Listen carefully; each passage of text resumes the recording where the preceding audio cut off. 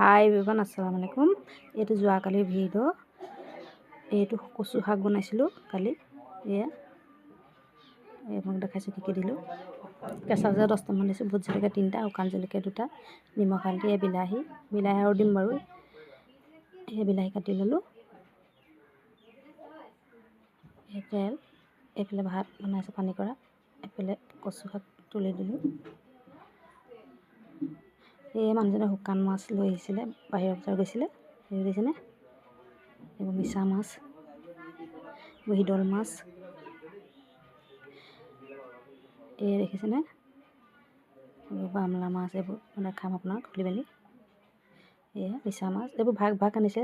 মিছা মাছ 4 ভাগ আনিছিলে, মই খুলি পেলালোঁ। এয়া এই দনিকণা মাছ, এয়া বামলা মাছ, মিছা মাছ, এই শিদল মাছ। আজি যিহেতু আমাৰ ৰমজান মাহ চুৰু হৈ গ'ল, সকলোকে মুছলমানসকলক সকলোকে আমাৰ ফালৰ পৰা ৰমজান মাহ মুবাৰক।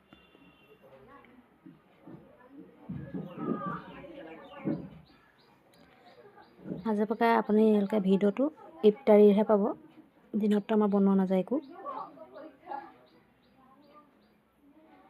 এয়া মই শিদল মাছৰ চাটনি কৰিছোঁ। এয়া কচু হৈ গ'ল, এতিয়া বিলাহী ঢালি দিম, আকৌ এটা হুইচেল মাৰিব দিম।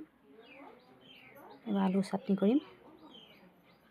সেয়া হুইচেল মৰা হৈছে। এয়া পিঁয়াজ কাটি লৈছোঁ আলু চাটনিৰ কাৰণে, আলু চাটনি দিম। এই নহৰু বাগৰ দিম, কচু শাক, এয়া কচু শাক হৈ গ'ল, এতিয়া বাগৰ দিম। যদি ভিডিঅ'টো চাই ভাল লাগে, লাইক কমেণ্ট শ্বেয়াৰ ছাবস্ক্ৰাইব কৰিব নাপাহৰিব। এয়া বাগৰ দিম, এই বাগৰ দিয়া হৈ গ'ল মোৰ।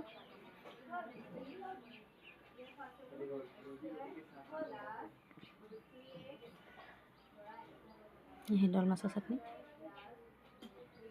এই ভাতৰ ভাপতে দিম মই এই কচু শাক।